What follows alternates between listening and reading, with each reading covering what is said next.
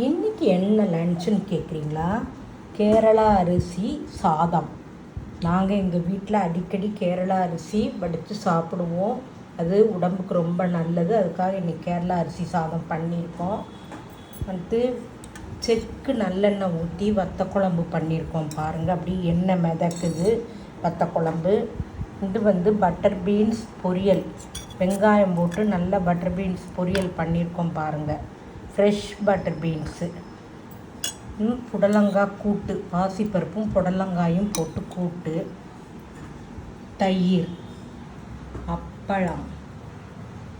அடுத்து சாதம் ஃபஸ்ட்டு வச்சு சாப்பிடும்போது போட்டுக்கிறதுக்கு பருப்பு பொடி, நெய் பார்த்துக்கங்க. எல்லாம் வச்சு நாமளும் சாப்பிட்லாம், குழந்தைங்களுக்கும் கொடுக்கலாம். ஹெல்த்தியான சாப்பாடாக குழந்தைங்களுக்கு கொடுக்கணும். அதுக்காக தினம் நாம் இப்படி லன்ச் பண்ணிக்கணும். அதே மாதிரி சாப்பிடும்போது தயிர் சாப்பிடாமல் நம்மளுடைய சாப்பாடு நிறைவடையாது. கட்டாயம் கடைசியாக ஒரு வாய் சாதமாவது தயிர் போட்டு சாப்பிடணும்.